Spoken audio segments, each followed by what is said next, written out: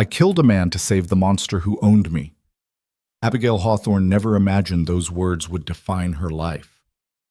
Standing in a blood-soaked cabin during a Wyoming blizzard, a knife trembling in her grip, she understood that survival demanded choices no lady's finishing school ever prepared her for. 3 months earlier, she'd been a desperate daughter in silk gloves. Now she was something else entirely, something the brutal frontier had carved from desperation and lies. But we're getting ahead of ourselves. If you want to know how an educated woman became a legend in the untamed mountains, stay until the end. Drop a comment with your city. I want to see how far this story travels. The spring of 1881 arrived in St. Louis with unseasonable cold that matched the chill in the Hawthorne household. Abigail pressed her forehead against the window of their crumbling townhouse, watching ice crystals form at the corners of the glass. Behind her, the sounds of her mother's wet, rattling coughs drifted from the bedroom upstairs. Each cough felt like a countdown. "Abby, you need to help me with these buttons." Catherine Hawthorne stood in the doorway, radiant in her traveling dress of deep burgundy wool. At 27, Catherine possessed the kind of beauty that made people stop mid-sentence. Porcelain skin, golden hair that caught lamplight like spun honey, delicate features that belonged in oil paintings. She was everything their mother had hoped for, everything Abigail was not. Abigail turned from the window. "Your hands work perfectly well. Don't be cruel, not today." Catherine's voice carried a tremor that didn't match her composed expression. "This is already difficult enough." Difficult. The words sat between them like a third person in the room. Abigail crossed the worn carpet and began fastening the tiny pearl buttons running up Catherine's spine. Her own fingers, calloused from years of taking in mending work, scrubbing their floors, pawning whatever remained of value, moved with practiced efficiency. "You don't have to do this," Abigail said quietly. "We'll find another way." "What other way?" Catherine's laugh held no humor. "Mother needs medicine we can't afford. The bank will seize the house in 6 weeks. Father's debts aren't going to pay themselves from beyond the grave." She paused. "Mr. Thornton's arrangement is generous. The contract guarantees. The contract makes you property. The contract makes me a wife. There's a difference." "Is there?" Catherine turned sharply, forcing Abigail to step back. "You think I want this? You think I dreamed of marrying a stranger twice my age and moving to some godforsaken ranch in Wyoming?" Her composure cracked, revealing something raw underneath. "I'm terrified, Abby, but I'm also the only thing standing between Mother and the street." Guilt twisted in Abigail's chest. Catherine was right, and they both knew it.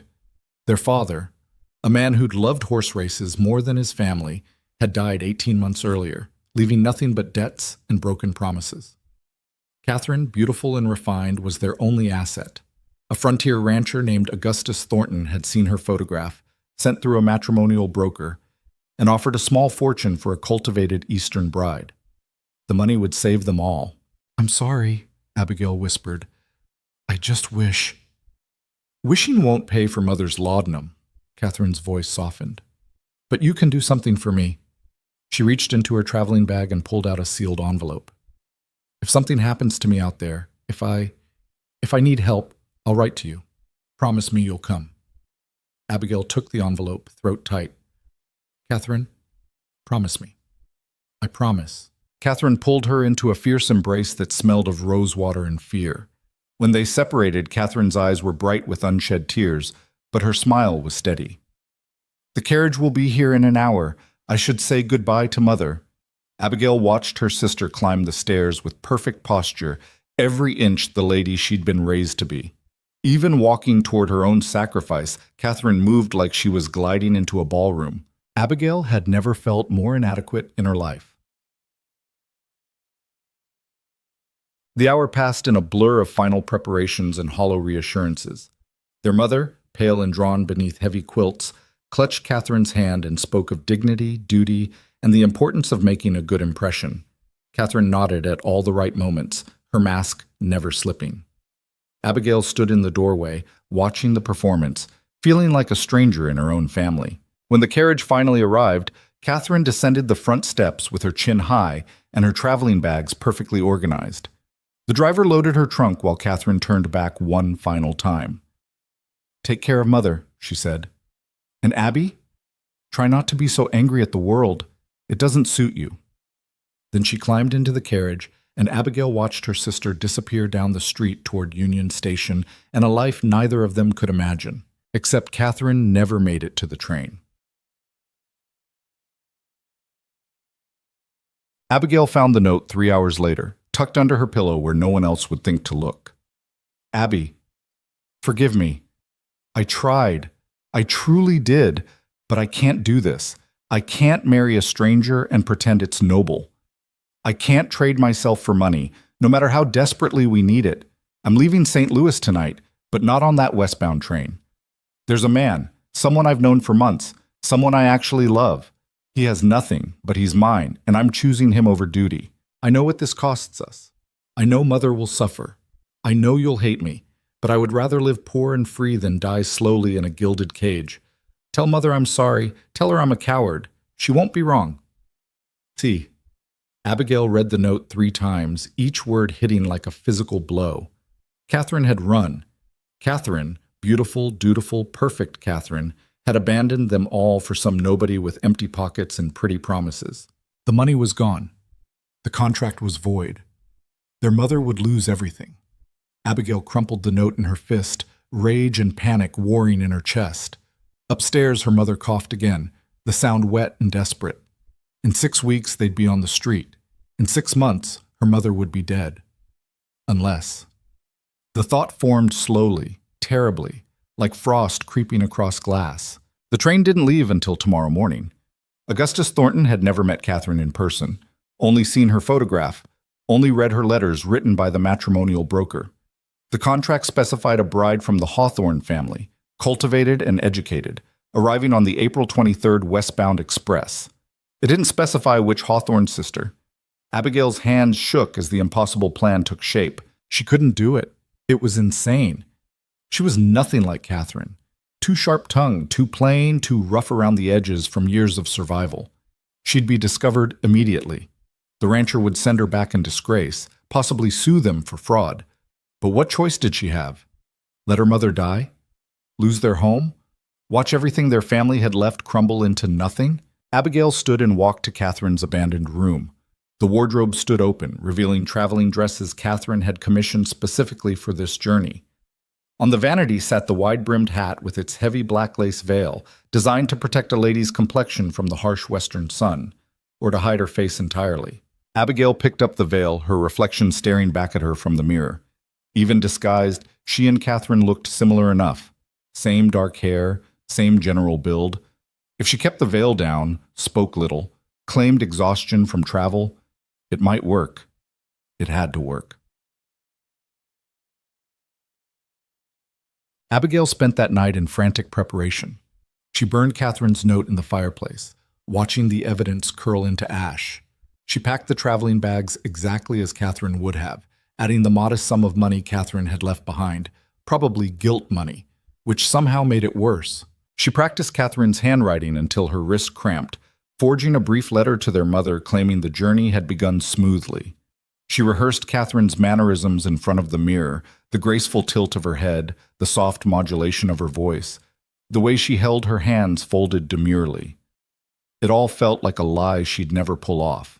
But when dawn broke cold and gray over St. Louis, Abigail, dressed in Catherine's burgundy traveling suit, pinned the veiled hat low over her face, and walked out the door carrying her sister's identity like stolen goods. Her mother, sedated with laudanum and barely conscious, murmured what might have been a blessing as Abigail leaned down to kiss her forehead. "Make us proud," her mother whispered. Abigail's throat burned. "I'll try." She took a hired carriage to Union Station, grateful for the early hour that meant fewer crowds. The platform bustled with activity, porters hauling luggage, vendors selling meat pies and coffee, families saying tearful goodbyes. Abigail kept her head down, the veil obscuring most of her face, and presented Catherine's ticket to the conductor. He barely glanced at her. "Track 7, miss. We depart in 20 minutes. 20 minutes until she committed to this madness. 20 minutes to change her mind. Abigail climbed aboard the westbound express and found her assigned compartment, a small private berth that Catherine's contract had paid for in advance. She closed the door, locked it, and collapsed onto the narrow bench seat, her heart hammering so hard she thought it might crack her ribs. This was insane. This was fraud. This was the only way to save her mother's life. The train whistle screamed. The locomotive lurched forward, and Abigail Hawthorne, imposter, liar, desperate daughter, rolled west toward a future she hadn't chosen, wearing a dead woman's promises. The journey across the country took 6 days of relentless motion. Abigail kept to her compartment as much as possible, claiming headaches and fatigue whenever the porter knocked. She took meals in her berth, avoided the dining car, and spoke to no one beyond the bare minimum. The veil became her armor and her prison. Through the window, she watched the landscape transform from familiar eastern cities to endless farmland to something altogether wilder. The trees grew sparse. The towns became rough collections of wooden buildings that looked like strong wind might scatter them. The sky opened up into a vast emptiness that made her feel simultaneously free and terrified. She'd never been this far from St. Louis. She'd never been anywhere. On the 4th day, the train stopped in Omaha to take on water. Abigail stood on the platform, stretching her cramped legs, when she overheard 2 ranch hands talking near the luggage car. "Heard Augustus Thornton finally got himself a fancy Eastern bride," one said, spitting tobacco juice onto the tracks. "Some hothouse flower who probably faints at the sight of dirt." The other man laughed.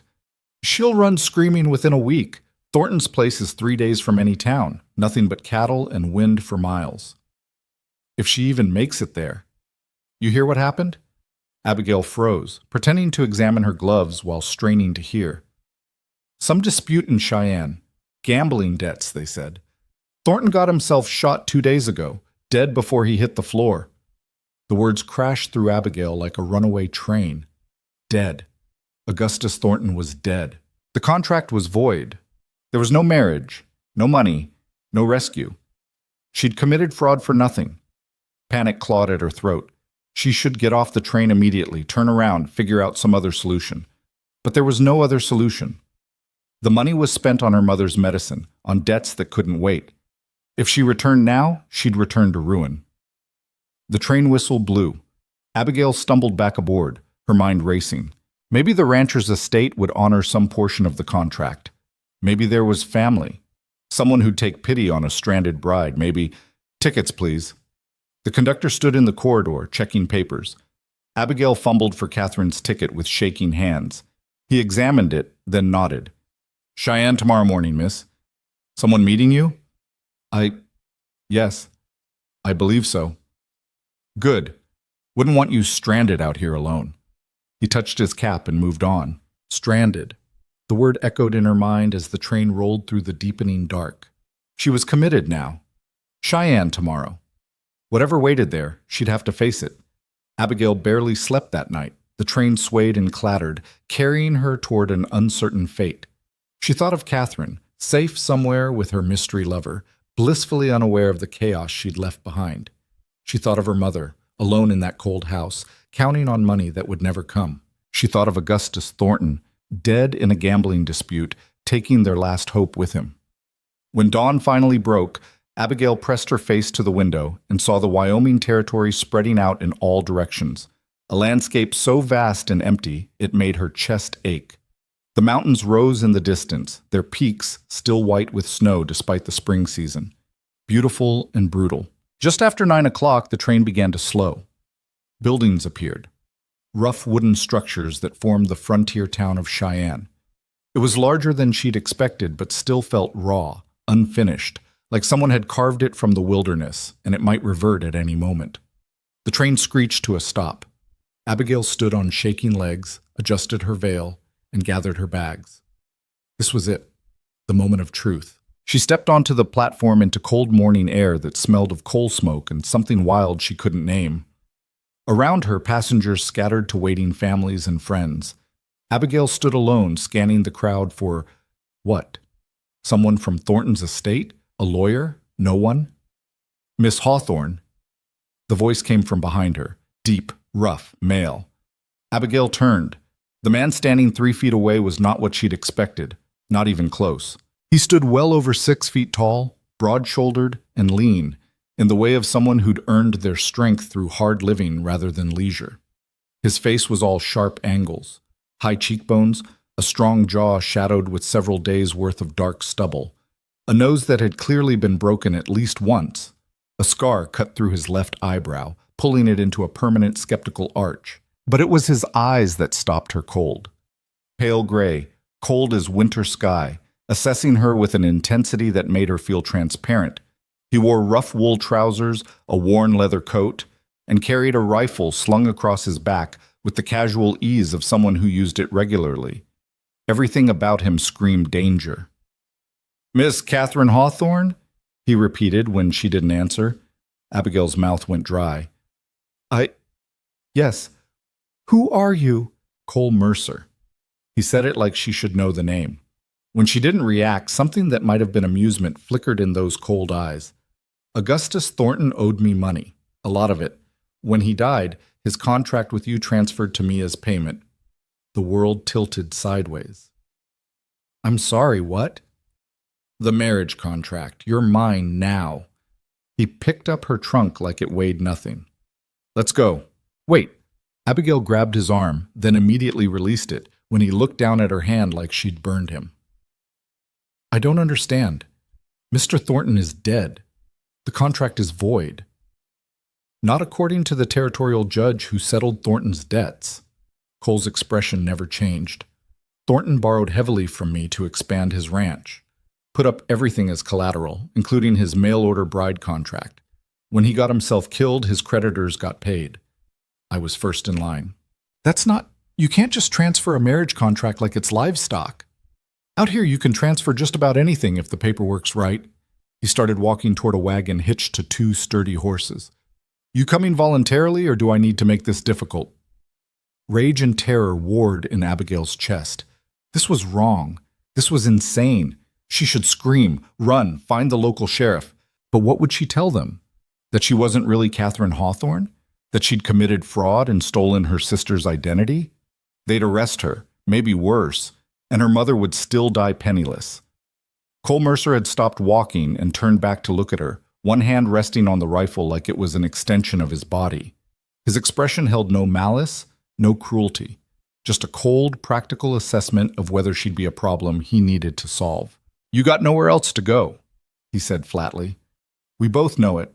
So you can make this hard and end up in my wagon anyway, or you can get in with what's left of your dignity. Your choice." Abigail's hands clenched into fists. Every instinct screamed at her to fight, to resist, to refuse to be treated like property. But he was right. She had nowhere to go, no money, no friends in this brutal territory, no way home that didn't end in disaster. She'd traded one trap for another.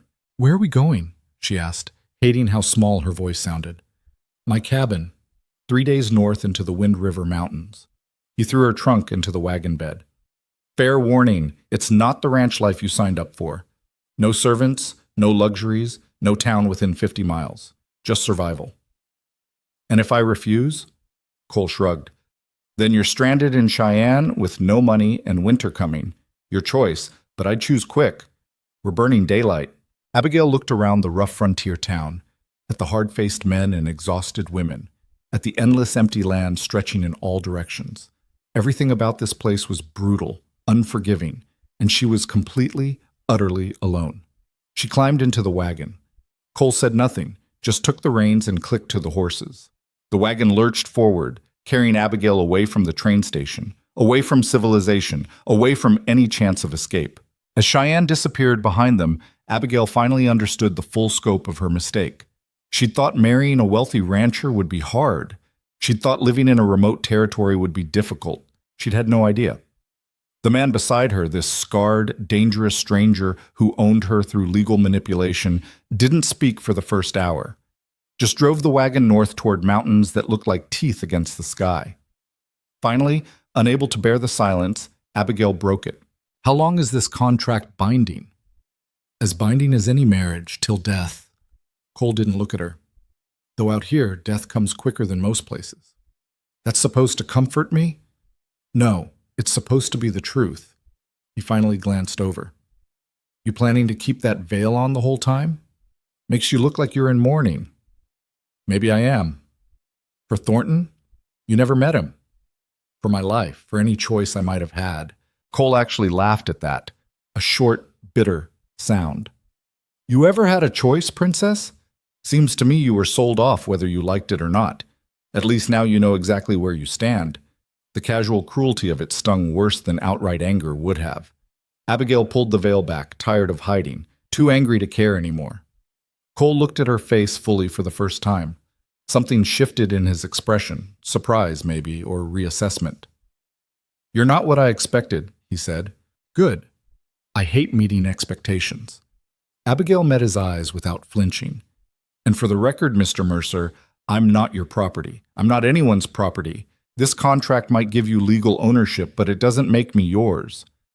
We'll see how long that pride lasts when winter hits." But there was something almost like respect in his voice now. Most hothouse flowers wilt by October. "Then I guess you'll be surprised twice." They drove in silence after that, but it felt different now. Less like captor and prisoner, more like two people trapped in the same bad situation, assessing whether the other would make it worse. The landscape grew wilder with each mile. Trees thickened into dense forests. The road, barely more than wagon ruts, climbed steadily upward. By the time the sun began to set, they'd left civilization so far behind that Abigail could no longer see any sign of human habitation. Just endless wilderness and the cold, indifferent sky. Cole stopped the wagon near a small clearing beside a creek. "We'll camp here tonight. 2 more days to the cabin." He set about making camp with practiced efficiency, unhitching the horses, building a fire, unpacking supplies. Abigail watched, feeling useless and out of place. "I can help," she offered. "You know how to hobble a horse?" "No." "Start a fire without matches?" "No." "Gut a rabbit?" "Absolutely not." Cole looked at her like she'd confirmed his worst suspicions. "Then stay out of the way." Abigail bit back a sharp retort and sat on a fallen log, watching him work. Everything he did spoke of hard-won competence, the kind that came from years of survival in unforgiving conditions. There was no wasted movement, no hesitation. He'd lived out here a long time, long enough that civilization probably felt foreign to him now. When the fire finally caught, Cole produced coffee and jerky from his supplies. He handed her both without comment, then sat across the fire, eating in silence. "Why did Thornton owe you money?" Abigail asked. "Cattle venture. He wanted to expand, needed capital. I had it." Cole poked the fire with a stick. "Fool got greedy. Started gambling to make quick money. Made enemies instead. Did you know he was getting a mail-order bride? Knew about the contract. Didn't care much either way." He looked up at her. "Still don't, if I'm honest. I needed to collect what I was owed. You were part of that debt, that's all. I'm not currency. Out here, everything's currency. Labor, skills, connections, pretty faces." His gaze was clinical, not leering. Thornton thought a refined Eastern wife would give him status. "I got no use for status, but I do need someone who can handle the cabin when I'm running trap lines. That's what you are now. Labor." The bluntness of it should have been insulting. Instead, Abigail found it almost refreshing after years of polite lies and social games. "What happens if I can't handle it?" Cole shrugged. "Then you'll learn or you'll leave. Mountain doesn't care either way." "And you? Do you care?" He was quiet for a long moment, staring into the fire. "Ask me again in 6 months." They finished eating in silence. When full dark fell, the temperature dropped dramatically. Abigail wrapped her traveling cloak tighter, teeth chattering. Cole tossed her a heavy wool blanket without comment. "Sleep near the fire. Watch for sparks." He settled on the opposite side of the flames, rifle within arm's reach, and closed his eyes. Abigail lay awake for hours, listening to the unfamiliar sounds of wilderness, wind in the trees, the creek's constant murmur, something howling in the far distance. The stars overhead were brighter and more numerous than any she'd ever seen in St. Louis. Beautiful and terrifying, just like everything else out here. They broke camp before dawn and continued north. The second day passed much like the first. Long hours of rough travel, few words exchanged, Cole's cold efficiency versus Abigail's growing exhaustion. By the third day, Abigail's body ached in places she didn't know could hurt. Her hands were blistered from gripping the wagon bench. Her back screamed from the constant jostling. Her face was windburned despite the veil. But she didn't complain. Wouldn't give Cole Mercer the satisfaction. Late afternoon on the third day, they climbed a final ridge, and Cole pulled the wagon to a stop. There. Abigail looked where he pointed and saw it, a log cabin nestled in a small valley, surrounded by towering pines and rocky outcrops. Smoke rose from the chimney, which meant someone had been there recently. The cabin was larger than she'd expected, but still rough, functional, rather than comfortable. "That's home," Cole said. "Such as it is." He drove the wagon down the slope toward the cabin. As they got closer, Abigail could see more details. A small barn for the horses, a shed for supplies, a creek running behind the property. It was isolated, brutal in its simplicity, and it would be her prison for the foreseeable future. Cole stopped the wagon in front of the cabin and jumped down. "Come on, I'll show you around." The interior was as sparse as she'd feared. One main room with a stone fireplace, a rough-hewn table, a few chairs. A ladder led to a sleeping loft. Everything was clean but worn, built for function over comfort. "Root cellars outside, barn's got the horses and some chickens," Cole said. "Creek water's clean, privy's behind the cabin." He pointed to the loft. "That's your space, I sleep down here." "How considerate." He ignored the sarcasm. "There's rules if you're staying. You pull your weight, cooking, cleaning, preserving food, tending the chickens. I hunt and trap, handle the heavy work. We split everything else. And if I refuse, then you leave. But there's 50 miles of wilderness between here and the nearest town, and I wouldn't recommend making that trip alone." His expression hardened. "I'm not your husband, princess. I'm not your protector. I'm the man who got stuck with you as payment for a debt. You survive here or you don't. That's on you." It was the most he'd said in 3 days, and every word landed like a hammer blow. But instead of crumbling, Abigail felt something unexpected rise in her chest. Not fear, not despair. Anger, pure white-hot fury at every man who'd ever treated her like property. Her father, Augustus Thornton, and now this scarred mountain man who thought she'd fold under pressure. "Fine," she said coldly.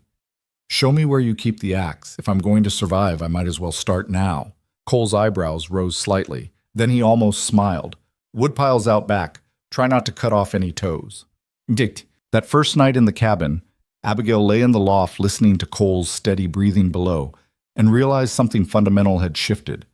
She'd left St. Louis as a fraud wearing her sister's identity, desperate and terrified. But somewhere during that brutal 3-day journey, pretending to be Catherine had become impossible. The veil was gone. The performance was over.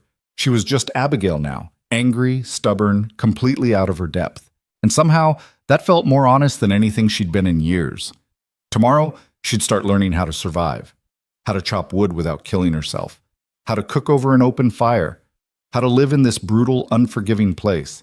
Not because she wanted to, because she refused to let it break her. Outside, the wind howled through the pines, carrying the promise of challenges she couldn't yet imagine. But Abigail Hawthorne had stopped running. Now she'd fight.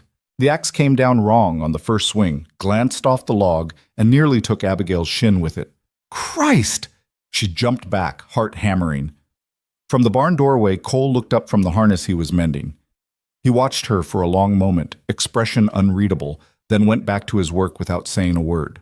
Abigail gripped the axe handle tighter, her palms already burning where blisters were forming. The woodpile loomed before her like a challenge she couldn't back down from. She positioned another log on the chopping block, raised the axe, her arms shaking from the weight, and swung again. This time the blade bit into the wood but didn't split it. The axe stuck there, wedged in the grain, and no amount of pulling would free it. "You're choking up too much on the handle." Cole's voice came from directly behind her. She hadn't heard him approach. Abigail spun around, which was a mistake because the sudden movement sent pain shooting through her lower back. "I'm doing fine," she said through gritted teeth. "You're doing terrible." He reached past her and yanked the axe free with one smooth motion. "Hold it here." He indicated a spot lower on the handle. "Let the weight do the work. You're trying to muscle it." "Maybe I like doing things the hard way." "Then you'll be dead by winter." He handed the axe back to her. "Swing from your hips, not your shoulders. And for the love of, aim where you want the blade to go, not where you're afraid it'll land." He walked away before she could respond, leaving her alone with the woodpile and her wounded pride. Abigail adjusted her grip the way he'd shown shown her, positioned the log, took a breath, swung from her hips. The wood split clean down the middle. It was a small victory, but it felt enormous. By the time the sun reached its peak, she'd split maybe a tenth of what needed splitting, and her entire body screamed in protest. Blisters had burst and reformed on both palms. Her shoulders felt like they'd been beaten with rocks. Sweat plastered her hair to her forehead despite the cold air. Cole emerged from the barn leading both horses. "I'm checking the north trap line. Be back before dark." "You're leaving?" The words came out sharper than she'd intended. "That a problem?" "Yes," Abigail wanted to say. "I've been here less than a day and I don't know where anything is or how anything works, and the isolation is already suffocating." Instead, she said, "No, I'll be fine." Cole swung into the saddle with easy grace. "There's dried venison in the root cellar, beans in the jar by the fireplace. Don't burn the cabin down." Then he was gone, disappearing into the tree line, leaving her utterly alone. The silence pressed in from all sides. No city sounds, no voices, no familiar rhythms of civilization, just winged through the pines and the distant cry of something that might have been an eagle. Abigail stood in the clearing, surrounded by mountains and trees and sky, feeling smaller than she'd ever felt in her life. Then she picked up the axe and went back to work. The days that followed blurred into a brutal routine. Cole left most mornings to run his trap lines, whatever that meant, and returned before nightfall with whatever he'd caught. Abigail tried to make herself useful and failed spectacularly at almost everything. The chickens terrified her. They were mean-spirited creatures that pecked at her hands when she tried to collect eggs, and one particularly aggressive rooster seemed to view her as a personal enemy. She'd emerge from the coop with scratches on her arms, and maybe 3 eggs if she was lucky. "They can smell fear," Cole said one evening, watching her latest battle with the rooster. "They can smell a lot of things. Fear's probably the least of it." Abigail shoved past him, cradling 4 hard-won eggs against her chest like treasure. Cooking over the fireplace was its own nightmare. Everything either burned to charcoal or stayed raw in the middle. The first time she tried to make cornbread, it came out so hard Cole suggested using it as ammunition. "For what?" Abigail demanded. "Bear attacks, maybe. Hit him right, this'd take out an eye." She threw a dish towel at him. He caught it without looking, something that might have been amusement flickering across his face. But slowly, painfully, things improved. The calluses on her hands thickened until the axe handle stopped tearing her skin. Her aim got better. She learned to split wood in a rhythm that didn't leave her gasping. The pile began to grow. 2 weeks in, Cole came back from the trap line with 3 rabbits and a nasty gash across his forearm. "What happened?" Abigail asked as he dropped the rabbits on the work table. "Caught my arm on a snare. It's nothing." Blood soaked through his shirt sleeve. "That's not nothing. Sit down." "I'm fine." "You're bleeding through your shirt. Sit down." To her surprise, he did. Maybe because he was actually hurt, or maybe because arguing took more energy than compliance. Abigail fetched water and clean cloth, trying to remember anything useful from the handful of times she'd helped her mother tend to minor injuries back home. She peeled back his sleeve carefully. The cut was deep but clean, running from his wrist halfway to his elbow. It needed stitches she didn't know how to give. "There's a needle and thread in the kit under the bed," Cole said, reading her thoughts. "You ever sew up skin before?" "I've mended plenty of clothing. Same principle. Just don't pull too tight or you'll pucker it." Abigail's hands shook as she threaded the needle. This was completely different from mending a torn hem. This was flesh and blood, and the very real possibility of making things worse. "You want whiskey first?" she asked. "You offering to share?" "I meant for the pain." "I know what you meant." Cole held his arm steady. "Just get it done." The first stitch made her stomach turn. The needle resisted going through skin in a way fabric never did. Cole didn't flinch, but she saw his jaw tighten, watched the muscles in his neck go rigid. "Sorry," she whispered. "Don't apologize. Just finish it." She did 7 stitches total, each one getting marginally less terrible than the last. By the end, her hands had stopped shaking. Cole's arm looked like a battlefield, but the wound was closed. "Not bad," he said, examining her work. "Might not even scar too ugly." "You say that like you're keeping count." He pulled his sleeve back down. "Out here, scars are just proof you survived something. Nothing to be ashamed of." That night, Abigail lay in the loft and thought about scars. The ones you could see and the ones you couldn't.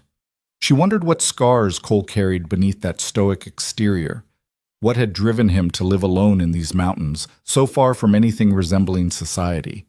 She wondered what scars she'd carry by the time this was over. 3 weeks became 4. 4 became 6.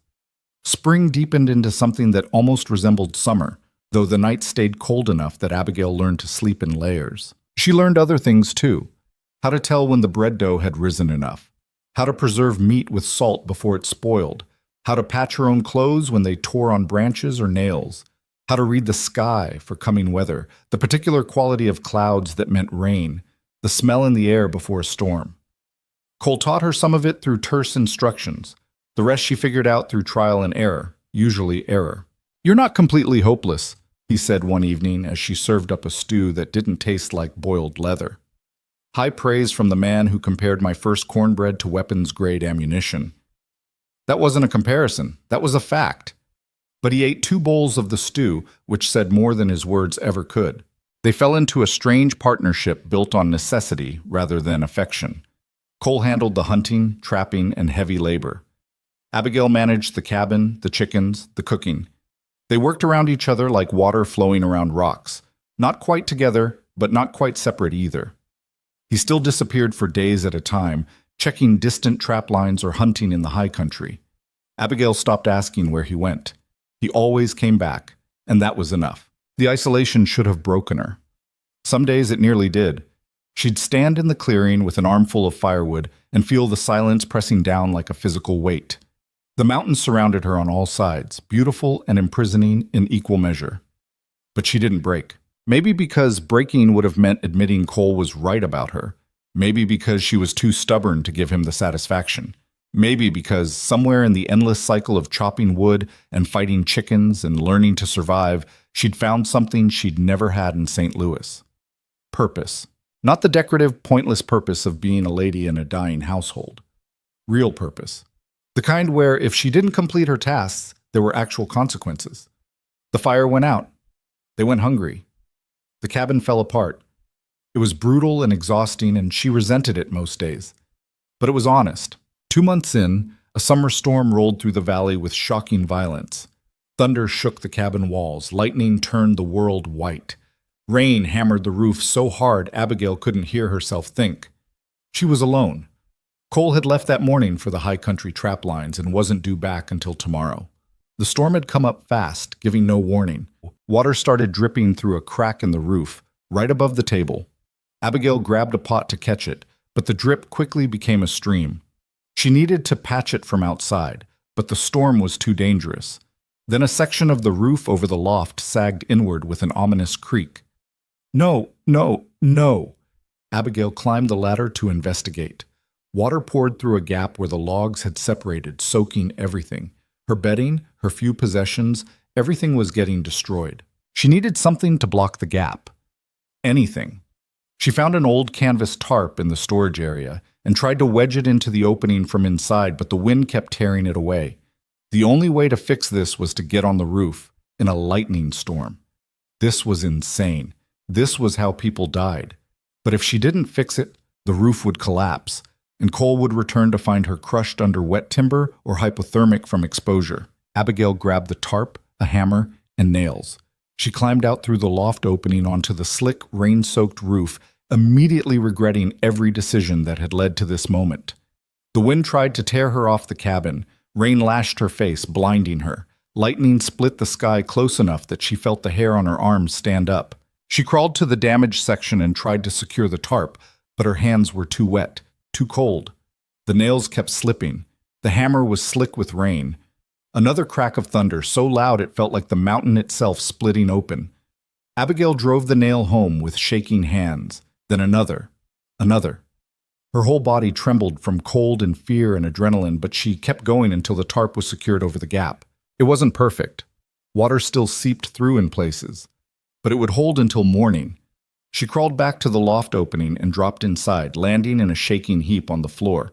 Her clothes were soaked through. Her hands were bleeding from where she'd smashed her fingers with the hammer in the dark. She couldn't feel her feet. But the roof was patched. She'd done it herself. Abigail stripped off her wet clothes with numb fingers, wrapped herself in the one dry blanket she could find, and huddled by the fireplace until her shaking subsided. Cole found her there the next morning, still wrapped in the blanket, the cabin floor littered with evidence of the previous night's battle. He took in the scene without comment, the pots catching water, the soaked loft, Abigail's bandaged hands. "Storm hit hard," he said finally. "The roof started caving in. I patched it." Cole climbed the ladder to inspect her work. He stayed up there for a long time. When he came back down, his expression was unreadable. "Job's sloppy," he said. Abigail's temper flared. "Well, excuse me for not doing perfect carpentry in the middle of a lightning storm, but it'll hold until I can fix it proper." He looked at her directly for the first time. "You went on the roof? In that storm? What was I supposed to do? Let the cabin flood? You could have died. I could die doing laundry if I trip wrong. Everything out here wants to kill me." She pulled the blanket tighter. "At least this way I fought back." Something shifted in Cole's face, surprise maybe, or reassessment. He opened his mouth like he wanted to say something, then closed it again. Finally, he just nodded and went to stoke the fire. They spent the day making proper repairs. Cole on the roof with new lumber, Abigail passing him tools and materials from below. They worked in comfortable silence, the kind that came from shared effort rather than forced companionship. That evening, he taught her how to clean and maintain the rifles. "You should know how these work," he said, showing her how to load, aim, fire. "Case something comes around when I'm gone." "What kind of something?" "Bears, wolves, men, sometimes." He handed her the smaller rifle. "Out here, you protect yourself or you don't survive. No one's coming to save you." Abigail held the rifle, feeling its weight, understanding what he wasn't saying. This wasn't just practical instruction. This was trust, in his own rough way. He was teaching her to survive without him. "I won't let you down," she said quietly. Cole looked at her for a long moment.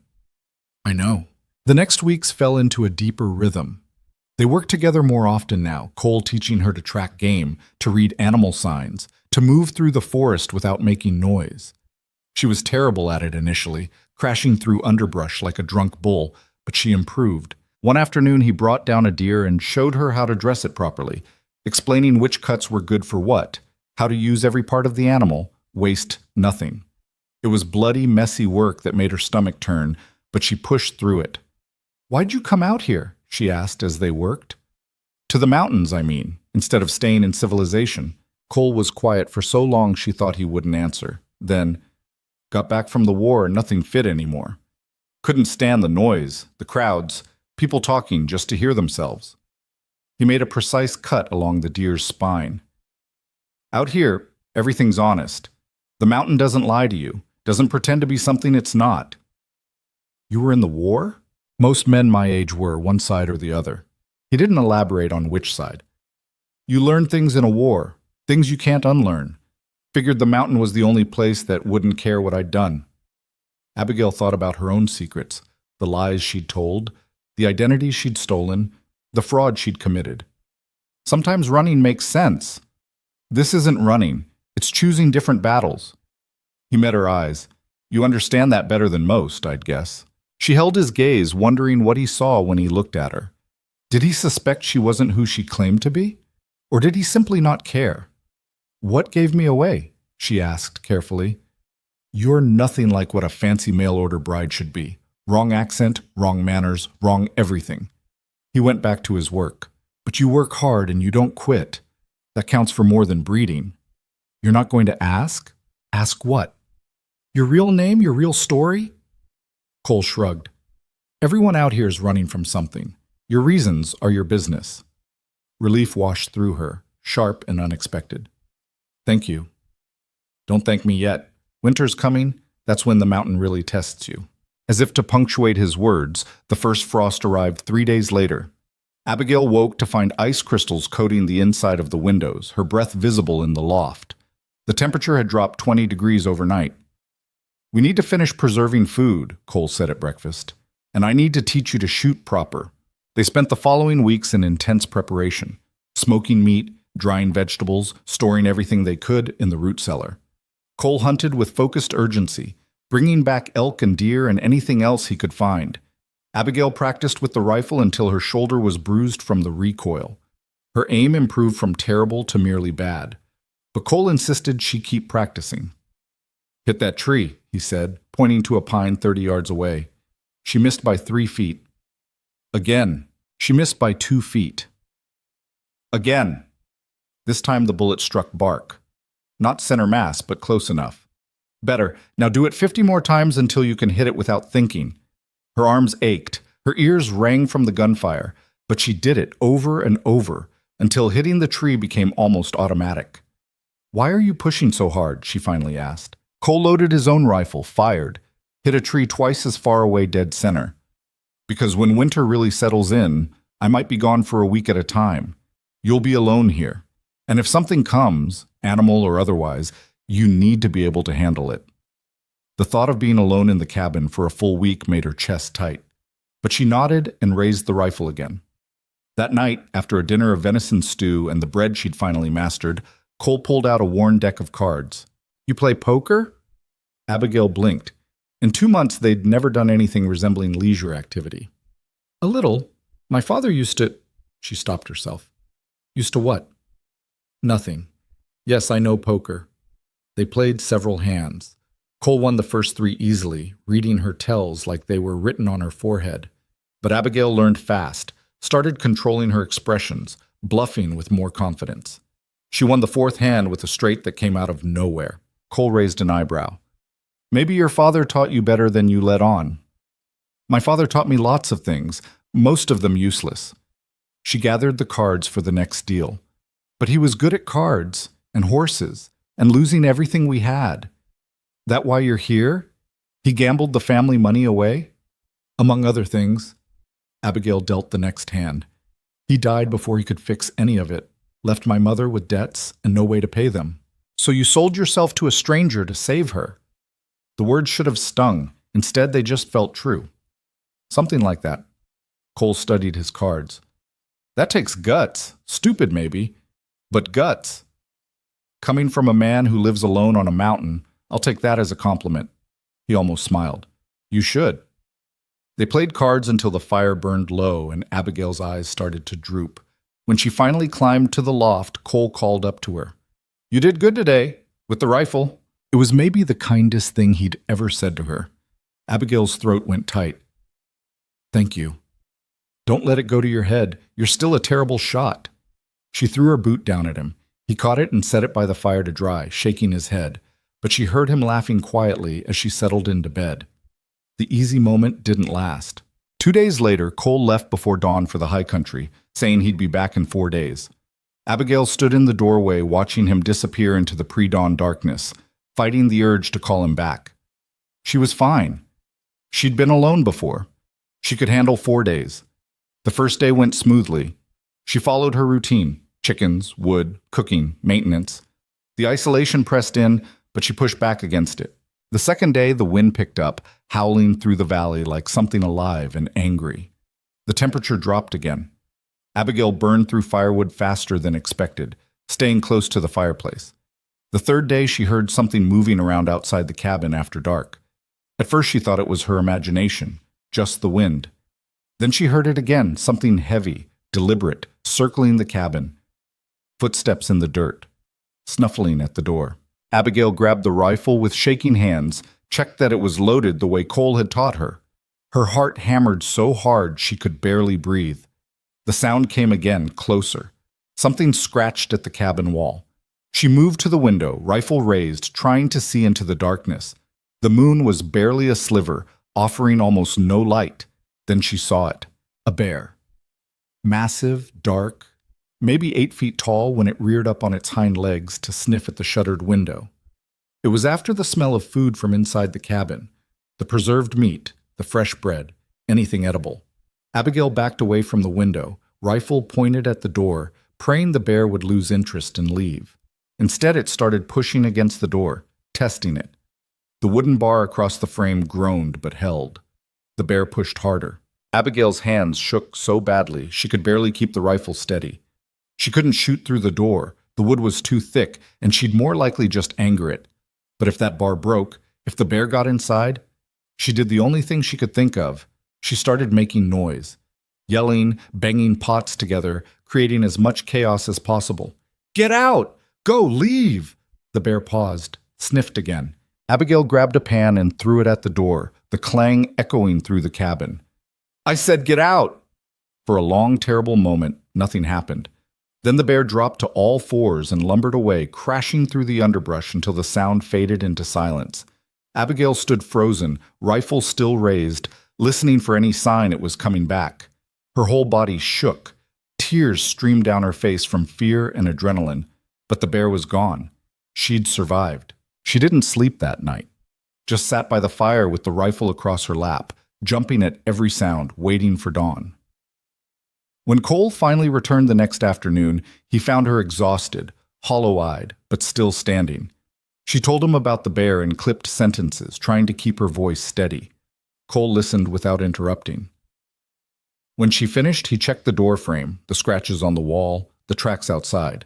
"You handled it right," he said finally, "making noise. Bears usually back off if you make yourself seem dangerous." "Usually?" "Nothing's guaranteed out here." He looked at her directly. "But you didn't panic, didn't do anything stupid. That's what matters." Abigail wanted to collapse with relief, wanted to admit how terrified she'd been, how close she'd come to breaking. But she just nodded and said, "It won't get the better of me next time." "No," Cole agreed, something like respect in his voice. "I don't think it will." That evening, he didn't leave her side. Made dinner himself, dealt cards without asking if she wanted to play. Small gestures that said more than words could. And for the first time since arriving in these mountains, Abigail didn't feel quite so alone. October came to the mountains with teeth. The first real snow arrived overnight, transforming the valley into something from a fever dream. Abigail woke to find everything buried under 8 inches of white, the world muffled and strange. The chickens refused to leave their coop. The creek ran slower, ice forming at its edges. Cole had been right. Winter was different out here. "This is nothing," he said when she mentioned the snow at breakfast. "Wait till January. We'll get storms that bury the cabin to the windows." "That's supposed to make me feel better?" "It's supposed to make you prepared." He pulled on his heavy coat, the one lined with fur that made him look even more massive. "I need to check the far trap lines before the passes close. Week, maybe 10 days. Abigail's stomach dropped. 10 days? Could be less if the weather holds. Could be more if it doesn't. He shouldered his pack, checked his rifle. "You know what to do. Keep the fire going, ration the food. Don't do anything stupid." Define stupid. Anything that might get you killed. He paused at the door. "You'll be fine. You handled the bear." Then he was gone, swallowed by the white landscape, leaving Abigail alone with the silence and the cold. The first 3 days passed in anxious routine. She kept the fire fed, the cabin warm, shot a rabbit that wandered too close. Her aim was getting better, even if it took 3 tries. The small victory felt hollow in the vast emptiness. On the 4th day, she heard riders approaching. The sound carried strangely through the snow, muffled hoofbeats, the jingle of tack, low voices. Abigail's heart kicked into a gallop. Cole wouldn't be back yet.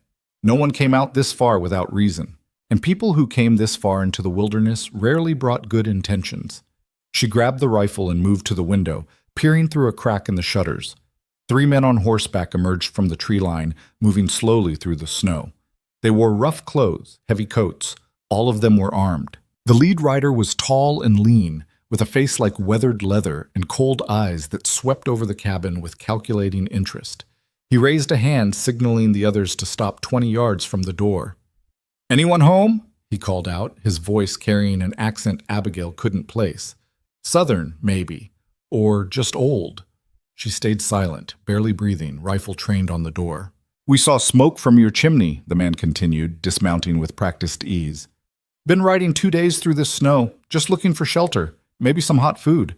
He smiled, but it didn't reach his eyes. "No need for trouble." The other 2 men climbed down as well, spreading out slightly. Flanking positions. Abigail's grip tightened on the rifle. "My husband's inside," she called through the door, pitching her voice loud and steady despite the fear clawing at her throat. "He doesn't take kindly to strangers." "That right?" The lead man walked closer, his boots crunching in the snow. "Funny, we've been watching this place for a bit. Only saw one set of tracks leading out a few days back. None coming back. Her blood turned to ice. You're alone out here, miss. We both know it. He stopped at the base of the porch steps. Now we can do this easy or we can do this hard. But either way, we're coming inside. Too cold to keep arguing through a door. Stay back or I'll shoot. With what? That old rifle you probably don't even know how to load? He laughed, a sound like gravel scraping metal. Come on now, we're not going to hurt you. Just want to warm up, get some food, then we'll be on our way. Abigail's mind raced. 3 armed men. She had 1 rifle with 6 shots. Even if she was a perfect marksman, which she absolutely wasn't, those were terrible odds. But letting them inside was suicide. I'm counting to 3, she said, her voice harder now. Then I start shooting through this door. Don't care if I hit you or not. The noise will carry, and my husband will hear it. Your husband's 3 days gone, checking trap lines. We talked to a trapper down in the valley. He mentioned Cole Mercer, the crazy bastard who lives up here alone. The man's smile widened. Except he's not alone this year, is he? Got himself a pretty Eastern bride, one who came with a dowry. Abigail's stomach lurched. This wasn't random. They'd come here specifically, hunting for money they thought she'd brought. There's no dowry, she said. That contract was paid off months ago. See, I don't believe that. Augustus Thornton was known for his arrangements, always kept cash on hand, and when he died, that money went somewhere. The man took another step closer. We figure Mercer took it, and we figure you know where it is. You figured wrong. Then I guess we'll just have to search the place ourselves. He moved toward the porch. Abigail didn't think, just acted. She fired through the door, aiming low, hoping to hit nothing but hoping even more to prove she meant business. The gunshot shattered the frozen silence.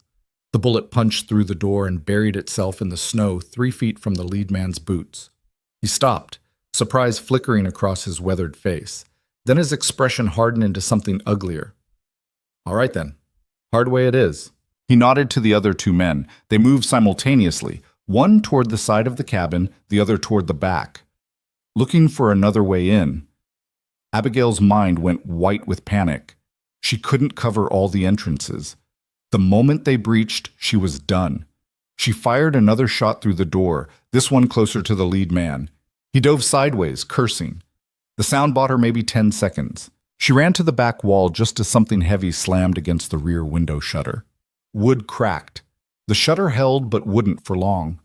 Front or back? She couldn't defend both. She chose the front, racing back to the door as the lead man hit it with his shoulder. The bar across the frame groaned, wood splintering at the hinges. Another hit. The bar cracked down the middle. Abigail braced the rifle against her shoulder, aimed at the door, and prayed her hands would stop shaking long enough to shoot straight. The door exploded inward on the 3rd hit. The lead man stumbled through, hand going for his revolver. Abigail fired, the recoil slamming into her shoulder. The shot went wide, punching a hole in the wall behind him, but it was close enough to make him duck. Put it down, he snarled, his own gun now drawn and pointed at her chest. Next one goes through your... The rear window shattered. One of the other men crashed through, boots hitting the floor in an explosion of broken glass and snow. He grabbed Abigail from behind, wrenching the rifle from her hands. She drove her elbow back into his ribs, hard. He grunted, grip loosening. She twisted, broke free, scrambled for the knife block on the table. Her hand closed around a handle just as the lead man grabbed her arm, spinning her around. His fingers dug into her wrist until the bones ground together. Enough, he growled, squeezing until her hand spasmed and the knife clattered to the floor. You're making this harder than it needs to be. The 3rd man entered through the front door, brushing snow from his coat. All 3 of them now inside, surrounding her. The cabin suddenly felt impossibly small. Tear this place apart, the lead man ordered, still gripping Abigail's wrist. Money's here somewhere. Check the floors, the walls, everything. There's no money, Abigail said through gritted teeth. I came here with nothing. Thornton was already dead. There was no dowry. Then what are you doing out here? Playing house with the mountain man for fun? He shoved her into a chair, his revolver never wavering. Sit. Move and I'll put a hole in you just big enough to make you regret it. The other 2 men began destroying the cabin. They flipped the table, dumped drawers, ripped open storage containers. Everything Abigail and Cole had carefully organized was torn apart in minutes. One man climbed to the loft, throwing down her belongings. The other began prying up floorboards with a knife, searching for hidden compartments. "Nothing up here," the one in the loft called down. "Keep looking." They worked with brutal efficiency, years of practice clear in their movements. These weren't desperate amateurs, they were professionals, men who'd done this before, which made them infinitely more dangerous. The lead man kept his gun trained on Abigail while his associates worked. His eyes were cold, calculating, taking in every detail of her face. "You're not what I expected," he said conversationally. "Thought Thornton's bride would be soft. Pampered. You got scars on your hands, calluses. You've been working." Abigail said nothing. "What's your name?" "Your real name, not whatever you told Mercer." "Does it matter?" "Suppose not. You'll be dead soon either way if you don't cooperate." He tilted his head, studying her. "Unless you want to make a deal." "What kind of deal?" "You tell us where Mercer keeps his valuables, furs, cash, anything worth taking. We tie you up gentle, make it look good for when he gets back. You tell him you fought hard, didn't tell us nothing. Everyone lives." "And if I don't?" "Then we burn this cabin down with you in it, wait for Mercer to come back, and make him watch while it falls apart." His smile was all teeth. "Winter's long, mountains lonely, lots of ways for people to die out here." Before Abigail could respond, the man searching the floor let out a triumphant sound. "Got something." He pried up a loose board near the fireplace, revealing a small hollow space beneath. Inside was a leather pouch, heavy with something that clinked when he pulled it out. "Well now." The lead man grabbed the pouch, opened it. Gold coins spilled into his palm, maybe 20 of them. "Look at that. And you said there was no money." "That's not mine. That's Cole's from his trapping. Don't much care whose it is. It's ours now." He pocketed the coins, then gestured to the man in the loft. "Anything else?" "Some furs, good quality, worth maybe $50. Take them." They were ransacking everything Cole had worked for, everything they'd built together. Rage burned through Abigail's fear, hot and consuming. "He'll kill you for this," she said quietly. "When he comes back, he'll hunt you down." The lead man laughed. "Mercer? That hermit's been half feral for years. He won't leave these mountains, too scared of civilization from what I hear." He moved closer, his gun now inches from Abigail's face. "Besides, who says we're letting you live to tell him?" The other men had stopped searching, gathering their stolen goods near the door. One of them shot their leader a questioning look. "Boss? What about her?" The lead man considered this, his expression unreadable. "Can't leave her talking, but can't kill her quick either. Mercer might track us if he finds her body." "So what, we take her with us?" "No, too much trouble." He grabbed Abigail's arm, hauled her to her feet. "We tie her up outside, far enough from the cabin that she can't get loose quick, close enough that Mercer will find her eventually. If she freezes before then, well, that's the mountains doing, not ours." Terror flooded Abigail's veins. Being left outside in the snow, bound and helpless, was a slow, agonizing death sentence.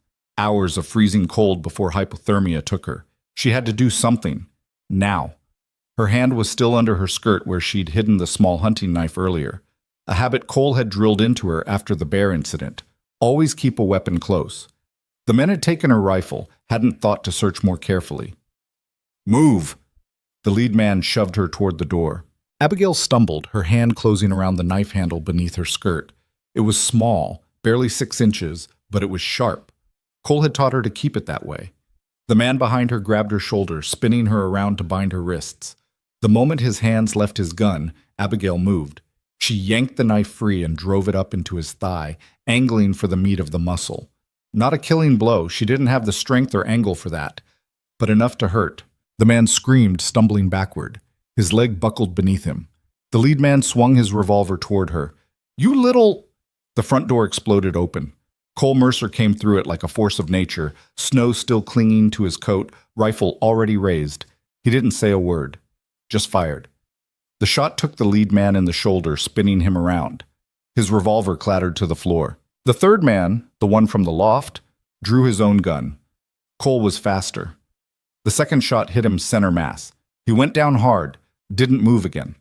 The man Abigail had stabbed was trying to crawl toward his weapon, blood streaming from his leg. Cole stepped over him, kicked the gun away, then brought the rifle butt down hard against the back of his head. The man went limp. Silence crashed over the cabin like a wave.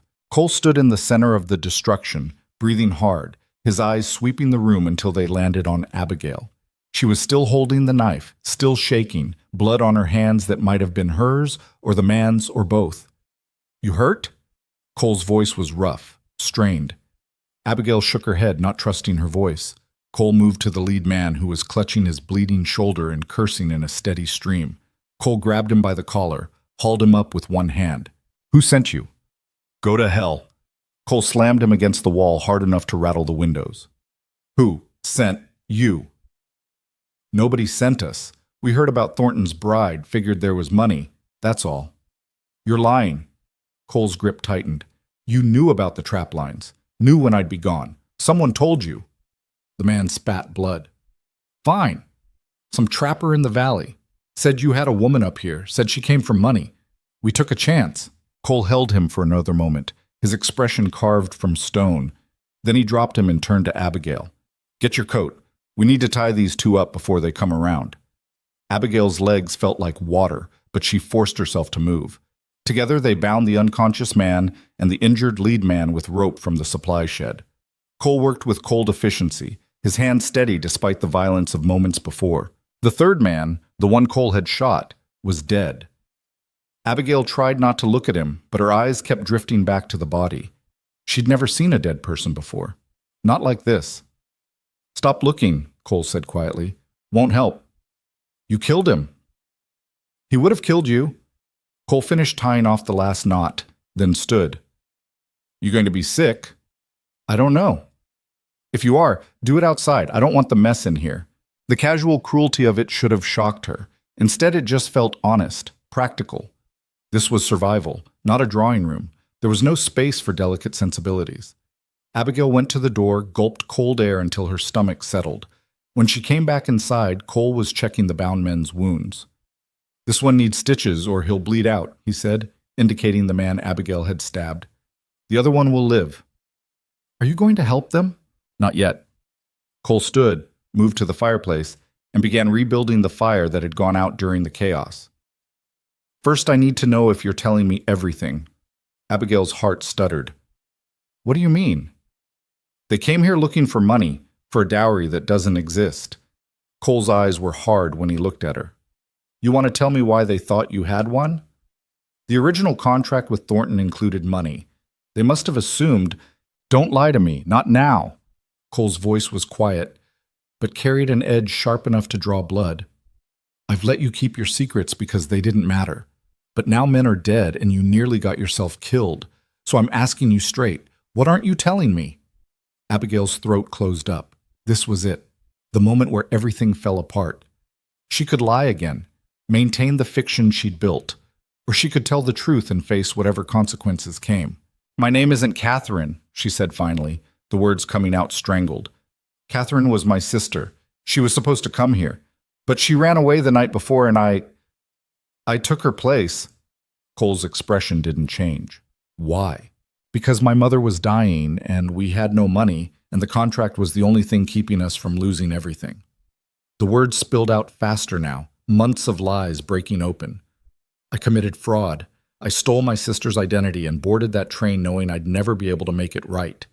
And I'm sorry. I'm sorry I lied to you. Sorry I brought this trouble. Sorry for all of it." Silence stretched between them, broken only by the crackle of the rebuilding fire. "What's your real name?" Cole asked. "Abigail. Abigail Hawthorne." He considered this, then nodded once. "All right, Abigail, help me stitch up this bastard before he bleeds on my floor any more than he already has." That was it. No anger, no betrayal, no throwing her out into the snow, just acceptance and practicality. Abigail stared at him. "You're not upset? About what? That you lied?" Cole pulled out the medical kit. "I knew you weren't what you claimed to be within a day. The rest didn't matter then. Doesn't matter now." "But You survived," Cole interrupted. "You worked harder than anyone I've seen. You fought a bear and 3 armed men and didn't break. That's what matters." He threaded a needle with steady hands.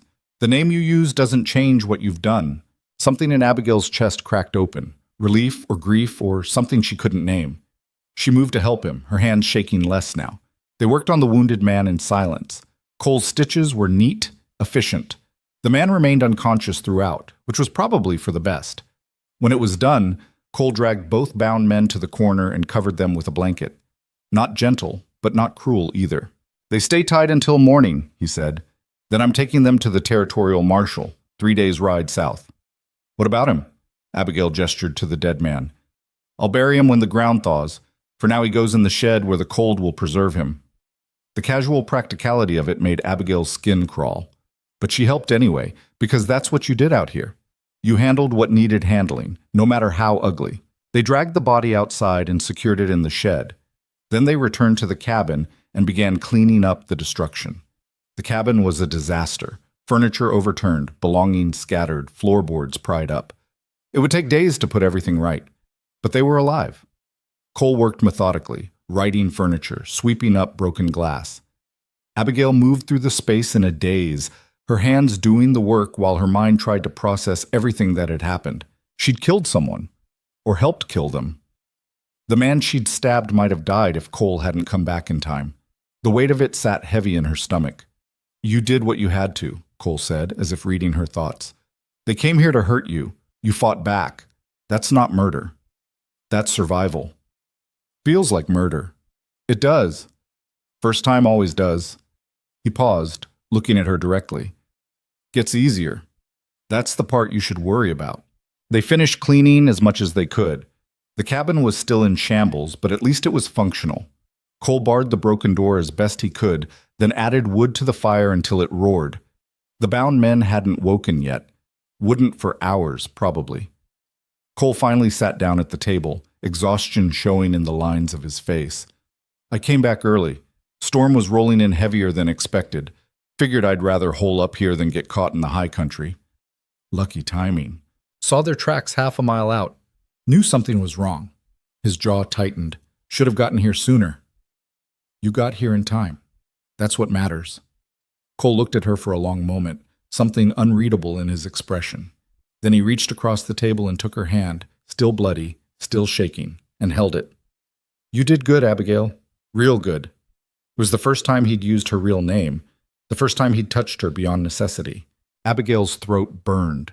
She gripped his hand back, holding on like it was the only solid thing in a world that had just proven how fragile everything could be. They sat like that while the fire burned and the wind howled and the bound men slept their fitful sleep. Outside, the snow kept falling, burying the tracks, covering the evidence of violence. By morning, the world would look clean again. But Abigail knew better now. She understood what it took to survive out here, the choices you had to make, the lines you had to cross. And she understood that Cole Mercer, this scarred, dangerous man who'd become her unlikely partner, had just saved her life at considerable risk to his own. The debt between them had shifted, but it no longer felt like obligation. It felt like something else entirely. Neither of them slept that night. Cole kept watch by the fire, rifle across his knees, his eyes moving between the bound men and the broken door every few seconds. Abigail sat at the table, hands wrapped around a cup of coffee that had gone cold hours ago, staring at nothing. Every time she closed her eyes, she saw the knife going into the man's leg, felt the resistance of flesh, heard his scream. "Stop replaying it," Cole said, without looking at her. "I'm not—" "You are. I can see it on your face." He added wood to the fire, the flames casting shadows that made the cabin feel smaller. "What's done is done. You can't change it by thinking about it. How do you just turn it off?" Cole was quiet for a long moment. "You don't. You just learn to live with it. Keep moving forward, because stopping means it wins." "What wins?"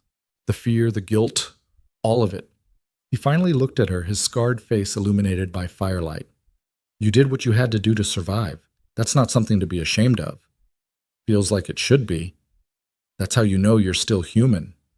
One of the bound men groaned, shifting against his ropes. Cole was on his feet instantly, rifle raised, but the man didn't wake, just settled back into unconsciousness. Abigail watched Cole's careful movements, the way he never fully relaxed, always ready for the next threat. She wondered how many nights he'd spent like this, alone, vigilant, unable to trust anything beyond his own competence.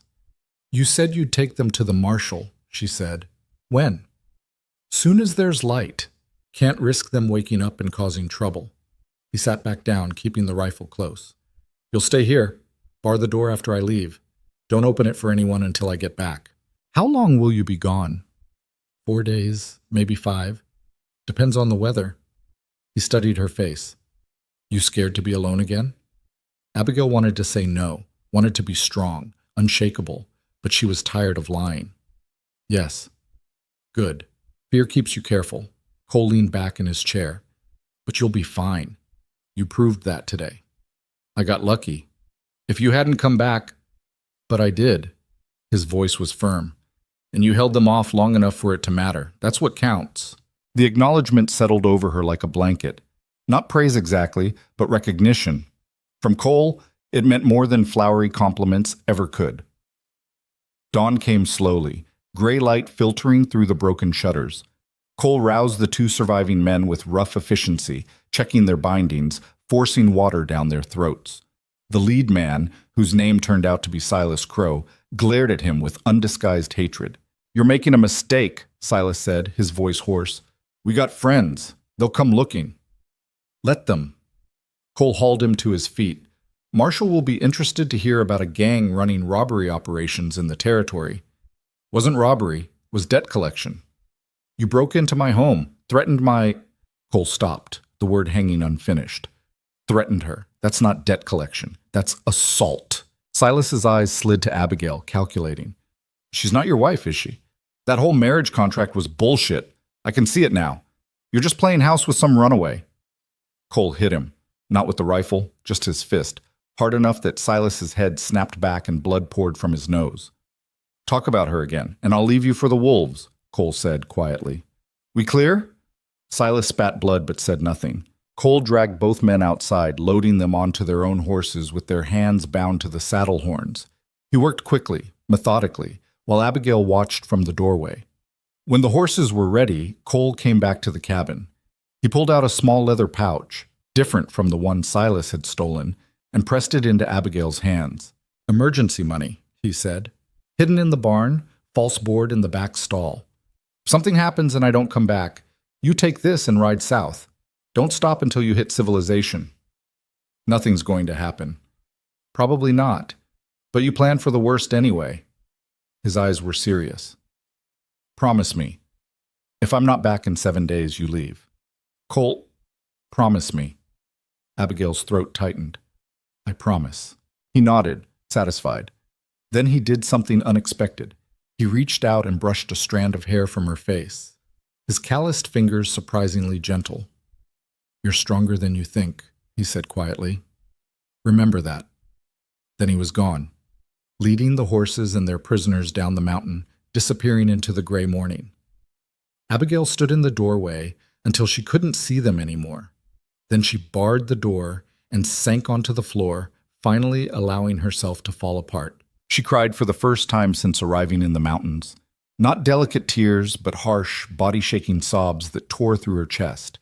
All the fear and exhaustion and violence of the past day came pouring out in waves she couldn't control. When it finally subsided, she felt hollow, empty, but also lighter somehow, like the crying had drained some poison from her system. She washed her face in cold water, changed into clean clothes, and set about repairing the cabin. Work had always been her answer to chaos. It was the only thing that made sense. The door took most of the morning to fix properly. The hinges needed reinforcing, the bar had to be replaced entirely. Abigail worked with tools she was still learning to use, making mistakes, starting over, refusing to quit until it was done. By afternoon, the door was functional again. Not beautiful, but solid. It would hold. She moved on to the interior, righting furniture, organizing what the men had destroyed. She found the floorboard where they'd discovered Cole's savings and carefully replaced it, making a mental note of the hiding spot. The work kept her hands busy and her mind from spiraling. But as evening approached and the cabin grew dark, the isolation pressed in again. She built up the fire, made dinner she barely tasted, and tried to read from one of Cole's few books. The words wouldn't stick. Her mind kept drifting to the events of yesterday, to Cole's hands in hers, to the way he'd said her real name. She climbed to the loft but couldn't sleep. Every sound made her reach for the rifle. Every creak of the cabin settling made her heart race. This was going to be a long 4 days. The second day was worse, The silence became oppressive, broken only by the wind and the chicken's constant complaining. Abigail went through her chores like a ghost, mechanically feeding animals and chopping wood without really being present. She found herself talking out loud just to hear a human voice, even if it was only her own. Right, so the chickens need water. Obviously they need water. Everything needs water. Brilliant observation, Abigail. The rooster glared at her like she was insane. Maybe she was. By the third day, she'd developed a routine to combat the loneliness. Morning chores, then target practice with the rifle. Afternoon maintenance work on the cabin. Evening spent cooking something more complicated than necessary, just to fill the time. She was attempting bread, her third batch since Cole left, when she heard the horse. Single rider, moving slowly up the trail. Abigail's heart leaped. Cole was back early. She ran to the window, peering through the shutters. But the horse wasn't Cole's, and the rider was smaller, slighter. A woman. Abigail grabbed the rifle anyway, moving to the door but not opening it. "Who's there?" "Name's May." The voice was female, rough with age and weather. "I'm looking for Cole Mercer. He around?" "He's away. Won't be back for a few days." "Damn. I was hoping—" The woman paused. "Listen, I don't mean any trouble. I run the trading post down in Pine Valley. Cole does business with me sometimes. I got some information he needs to hear." Abigail hesitated. This could be legitimate. Or it could be another trap. "What kind of information?" "The kind that keeps him from getting ambushed when he comes back to town." May shifted in her saddle. "Look, I can tell you're alone and scared. Smart of you. But I'm 62 years old and I rode 3 days through snow to get here because I owe Cole a favor. So you can let me in for 10 minutes to deliver a message. Or I can leave and let him find out the hard way that Silas Crow's brother is planning something nasty." The name Silas sent ice through Abigail's veins. She made a decision, probably a stupid one, and unbarred the door. May climbed down from her horse with the stiff movements of someone who'd been riding too long. She was exactly what she'd claimed to be, an older woman with gray hair, weathered skin, and eyes that had seen too much. She wore practical men's clothing and carried a rifle across her back. "You must be the Eastern bride everyone's talking about," May said, stomping snow from her boots. "Word travels fast." "Word travels slow out here. We just pay attention when it does." May stepped inside, looking around the cabin with an assessing eye. She noted the repaired door, the rifle in Abigail's hands, the general state of controlled chaos. "Heard there was trouble. Silas and his boys came through." "They did. Cole took them to the marshal. Figured as much when Silas didn't come back." May accepted the coffee Abigail offered, wrapping both hands around the cup. "But Silas has a brother. Name's Jack Crow. Meaner than Silas, if you can believe it. He's been down in Pine Valley asking questions, getting a gang together." "A gang for what?" "To come up here, get revenge, retrieve his brother, maybe both." May took a long drink. "I heard him talking in my store. Heard him say he was going to burn Cole Mercer out, make an example. Figured I should warn you." Abigail's stomach dropped. "When?" "Don't know exactly, but soon. They're gathering supplies, which means they're planning a trip. Could be days, could be weeks. Cole won't be back for at least 2 more days. Then you got a choice to make." May set down her cup. "You can run. Take one of those horses and head south. Get to safety before they arrive. Or you can stay and prepare." "I'm not running." "Didn't think you would. You got that look." May smiled, but it was sad. "Same look I had when I was your age. Stubborn beat, smart every time." "You said Cole owes you a favor?" "Other way around. I owe him." May stood, moving toward the door. 5 years back, my husband died. Left me with debts I couldn't pay. Cole bought up all my husband's I owe us from the creditors, then told me I could work off the debt by running the trading post for him. Never charged interest, never pushed, just gave me a chance when no one else would. That doesn't sound like the Cole everyone describes. Most people don't know him. They see the scars and the isolation and assume he's some kind of monster.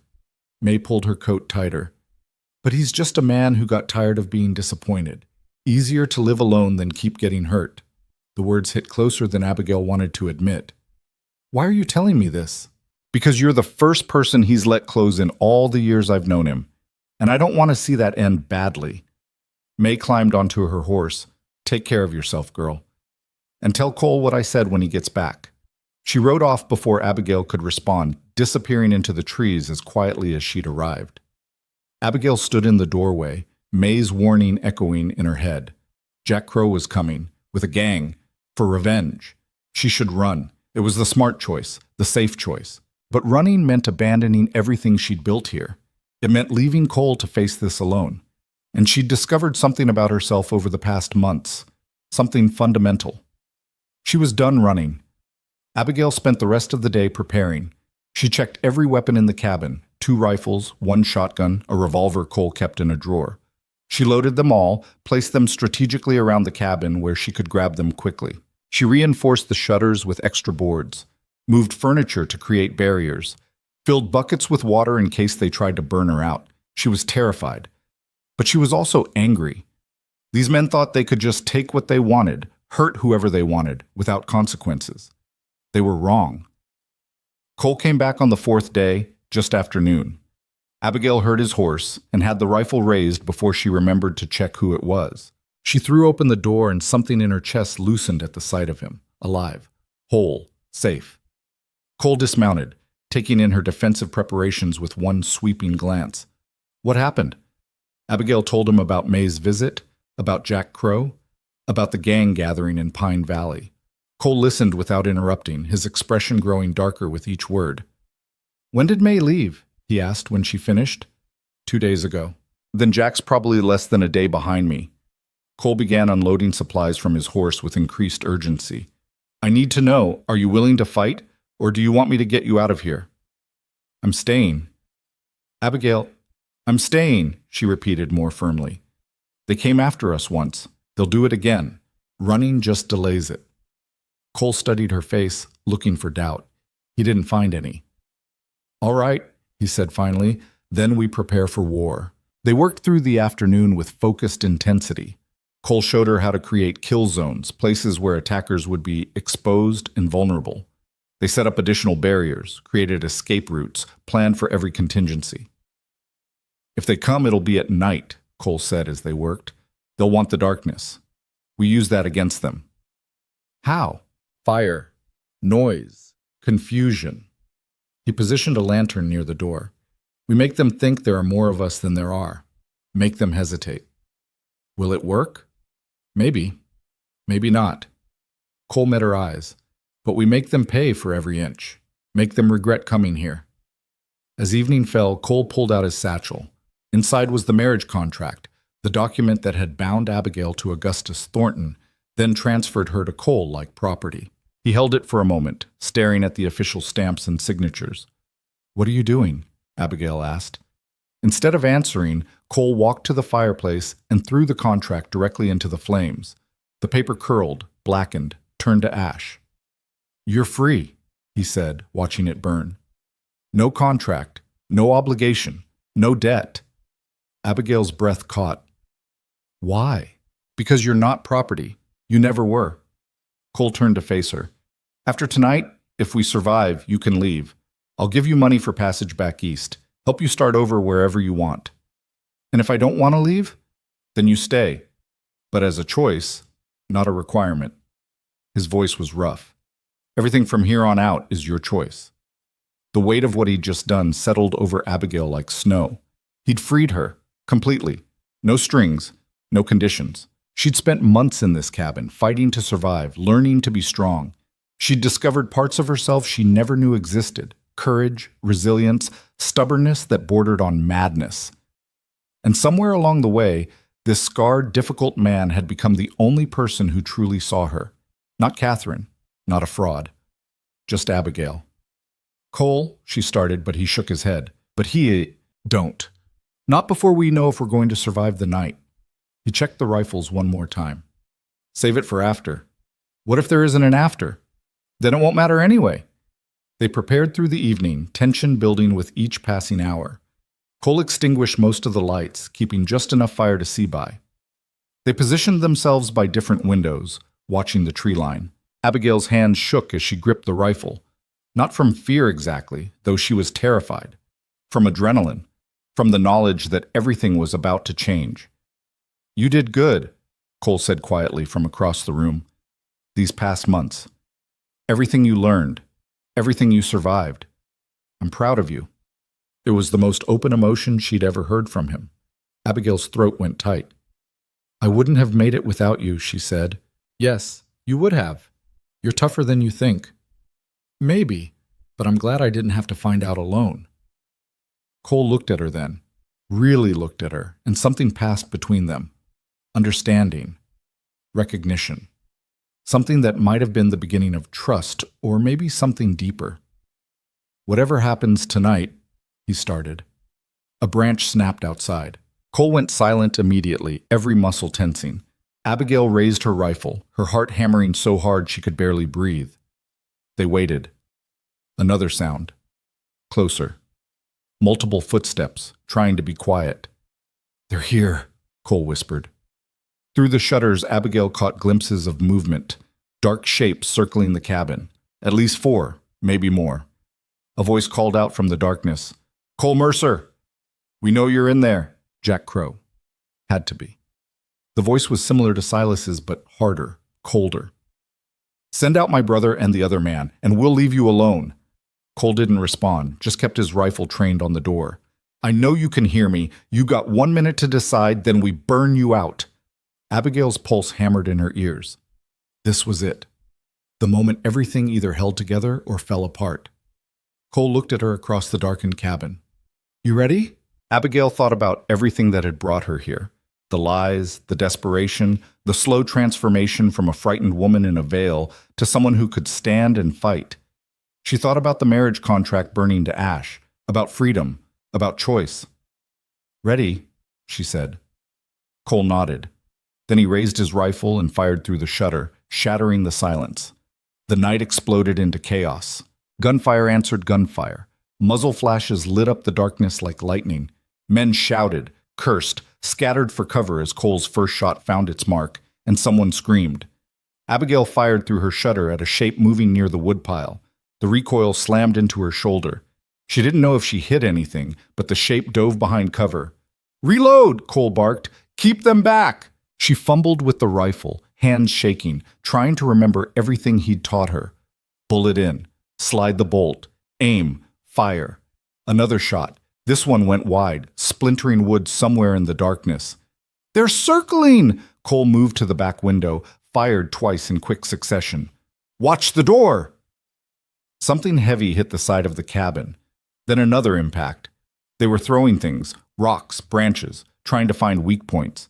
A bottle shattered against the wall, liquid splashing. The smell of kerosene filled the air. "They're trying to burn us out," Abigail's voice cracked. "Not if we keep them scared." Cole grabbed the lantern by the door, opened the shutter just enough to hurl it outside. It arced through the darkness and smashed near where she'd seen men gathering. Fire spread across the ground where the kerosene had pooled earlier. Not enough to do real damage, but enough to illuminate several figures scrambling backward. Abigail fired at the closest one. He went down, whether hit or just diving for cover, she couldn't tell. "There's too many," she said. "Cole, there's I know." He was already reloading, his movements precise despite the chaos. "But they didn't expect resistance. They thought you'd be alone, thought I'd roll over. We make them bleed enough, they'll reconsider." A voice shouted from the darkness. "This is your last chance, Mercer. Send out my brother or we kill you both." "Your brother's with the marshal," Cole shouted back. 3 days south. You want him? Go get him yourself." "Liar, you killed him. I know you did." "He's alive for now. Depends on what you do next." Silence. Then whispered arguing from multiple positions around the cabin. They were regrouping, deciding. Cole used the pause to move back to Abigail's position. His face was streaked with soot and sweat, but his hands were steady. "We can't hold them all night," he said quietly. "They'll wear us down eventually." "So what do we do?" "We change the game." He pulled out the revolver, checked the cylinder. "I'm going out there." "That's insane. It's tactical. They expect us to stay defensive. I hit them from outside, make them think we got reinforcements. They'll panic." His eyes met hers. "But you need to keep firing from here. Make noise, make them think you're not alone." "Cole, they'll kill you." "Maybe, but if we both stay in here, they'll definitely kill us both." He gripped her shoulder, his touch firm. "You can do this." "I know you can. Before she could argue, he moved to the back window, kicked it open, and dropped through. Abigail's heart seized. She rushed to the front, fired blindly toward where she'd last seen movement, then sprinted to the side window and fired again, making noise, creating confusion. Outside, she heard Cole's rifle crack twice. A man screamed. Footsteps crashed through underbrush. "Behind you!" someone shouted. "He's behind!" Another gunshot cut him off. Abigail kept firing, moving from window to window, making it seem like there were multiple defenders. Her shoulder ached from the recoil. Her ears rang. But she didn't stop. A face appeared at the front window, one of Jack's men trying to peer inside. Abigail didn't think, just raised the shotgun and fired. The man disappeared in a spray of buckshot and broken shutter. Her stomach turned, but she forced herself to reload. No time for horror. No time for anything but survival. More shouting outside, running footsteps. The sharp crack of Cole's rifle from a different position now. He was moving, flanking them, making them afraid to stand still. Then a different sound. Horses. Multiple horses, approaching fast from down the trail. Abigail's blood went cold. Reinforcements. Jack had brought more men than they'd thought. But the voice that called out wasn't Jack's. "Territorial Marshal, drop your weapons." Everything stopped. Through the broken shutter, Abigail saw torches approaching. At least 6 riders, moving into the clearing with authority. The lead rider wore a badge that caught the firelight. "I said drop them!" the marshal's voice boomed. "Now!" Confused shouting from Jack's men. Some started backing away. Others raised their hands. "My brother's being held illegally," Jack Crow's voice, desperate now. "Mercer kidnapped him." "Mercer delivered 3 men to my custody 2 days ago," the marshal said coldly, "on charges of armed robbery and assault. I have their confessions. I also have a very interesting story about you gathering a gang to exact revenge. That's not—" "Shut up."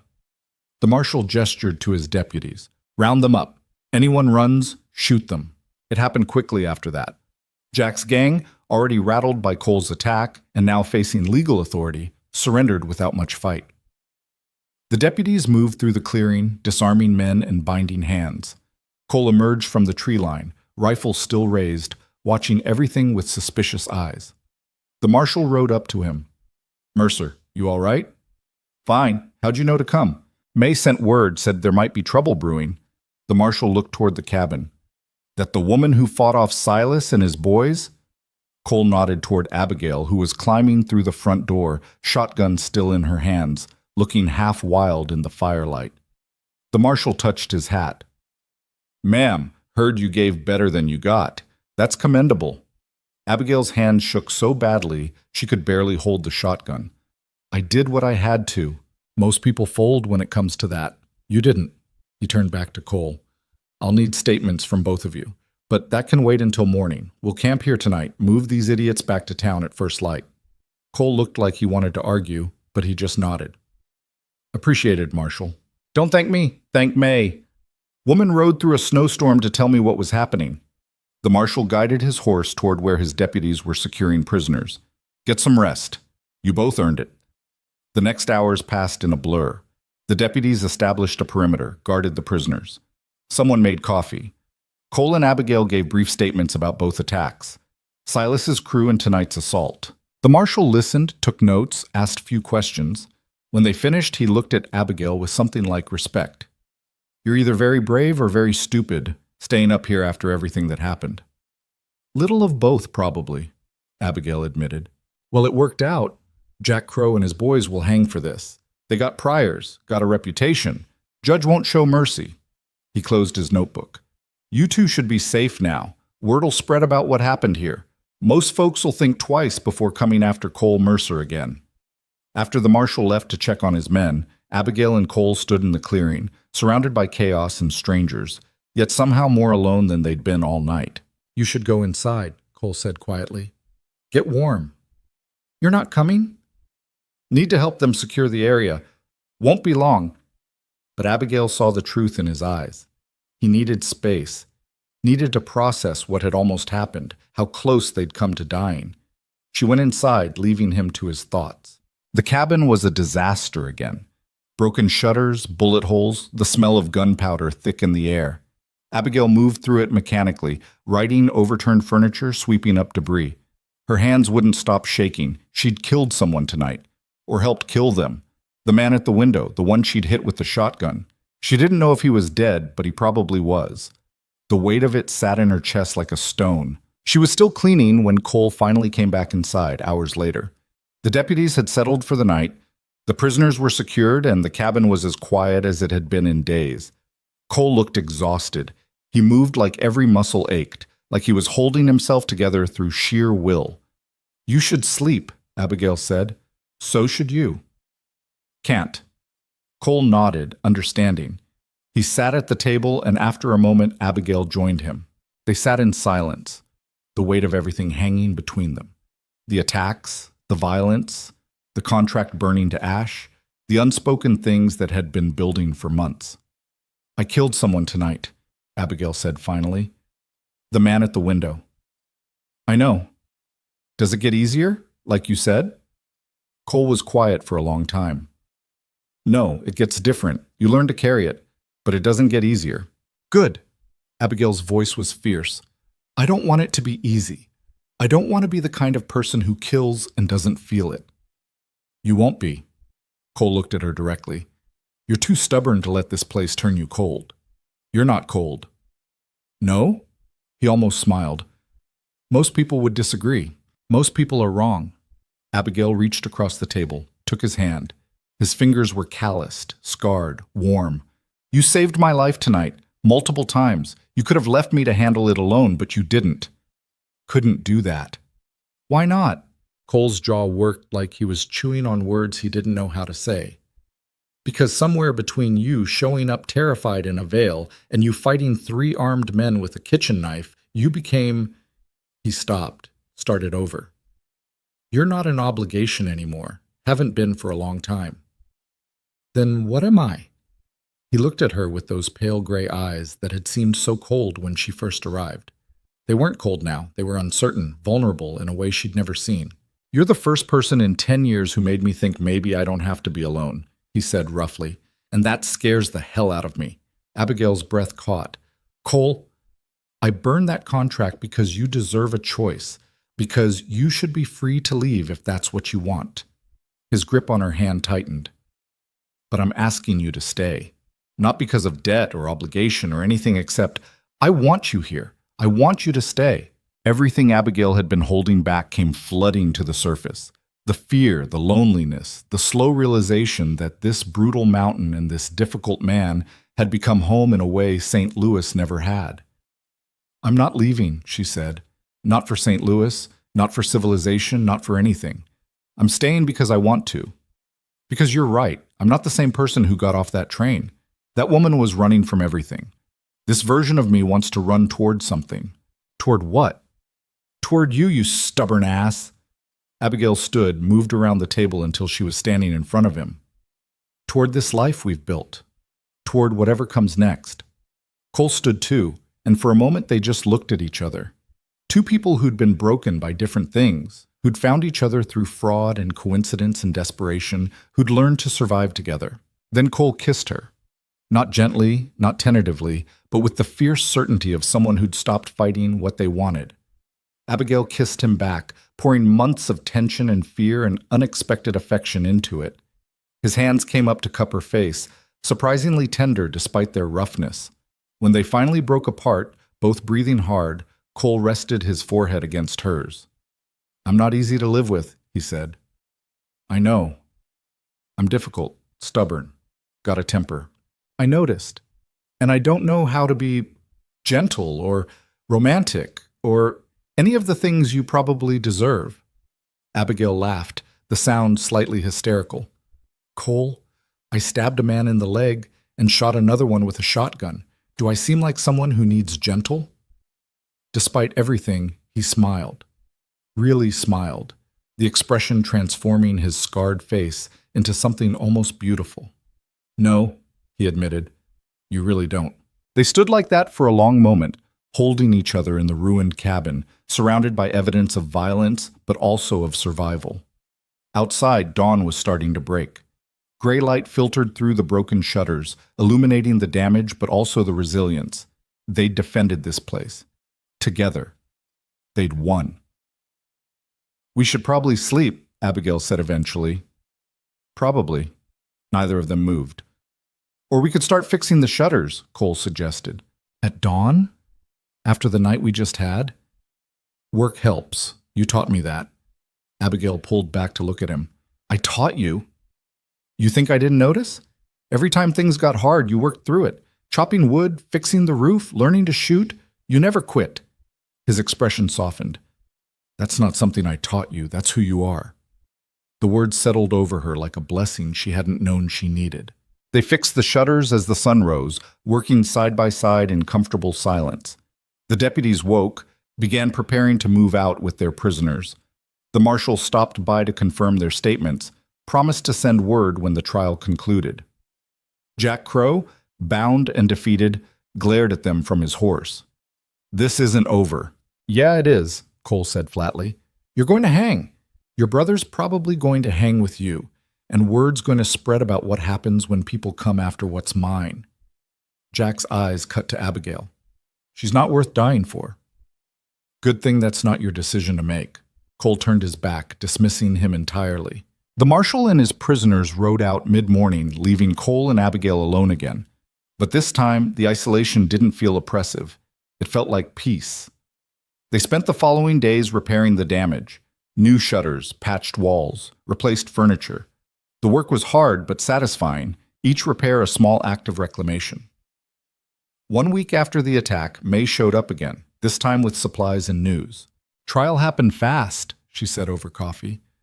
"Judge didn't waste time. Jack Crow and 2 of his men are set to hang next month. The others got prison sentences." "What about Silas?" Abigail asked. 15 years hard labor. He talked, gave up information about other gangs operating in the territory, bought himself some leniency. May looked between them. "You two are famous now, by the way. Stories spreading. Eastern Bride and the Mountain Man who fought off a gang. People are talking." Cole grimaced. "Great, just what I wanted. Attention." "Could be good for business," May pointed out. "People know you're not someone to mess with. Might bring more legitimate trade to the area. Or more trouble." "Maybe. But you handled this trouble pretty well." May stood to leave. "I should get back. Just wanted to make sure you were both all right." Abigail walked her out. Before May mounted her horse, she turned back. "You planning to stay?" May asked quietly. "Yes. Even though you could leave now? Contract's void, you're free to go anywhere?" "This is where I want to be." May studied her face, then nodded. "Good. Cole needs someone who'll stand with him. Not many people can handle this life, but I think you can."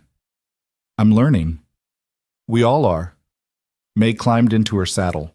"Take care of each other. That's all any of us can do out here." She rode off, leaving Abigail standing in the clearing that had been a battlefield just days ago.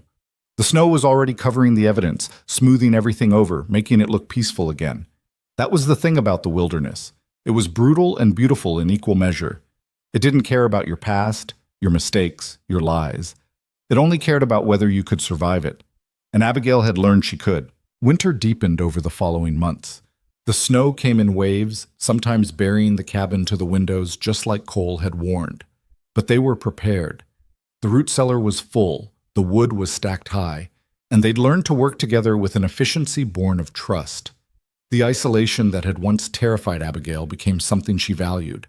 No judgment, no expectations, no need to pretend to be anyone other than who she was. She wrote to her mother once, a letter that took 3 weeks to compose. She didn't mention the attacks or the violence or how close she'd come to dying, just that she was safe, healthy, and had found a life worth living. She included money, some of what Cole had given her, some she'd earned helping him with trapping and trading. She never mentioned Catherine. Let her mother believe the lie. It was kinder that way. Cole taught her to track animals through the snow, to read the mountain's moods, to survive in conditions that would kill most people. She taught him that silence didn't always mean strength, that talking about hard things didn't make you weak. They were both still learning, still making mistakes, still stubborn and difficult in their own ways. But they were learning together. On the first day of spring, when the snow finally began to melt and the passes reopened, Cole asked her a question. They were standing outside the cabin, watching water run down from the mountains in silver streams, the world coming back to life after months of ice. "You ever regret it?" he asked. "Getting on that train, coming here instead of your sister." Abigail thought about the terrified woman in the veil, so desperate to save her family that she'd committed fraud. She thought about everything that had happened since, the fear, the violence, the slow transformation into someone stronger. "No," she said honestly. Catherine would have hated it here. She wanted safety, comfort, predictability. "I thought I wanted that too, but I was wrong." "What do you want?" "This."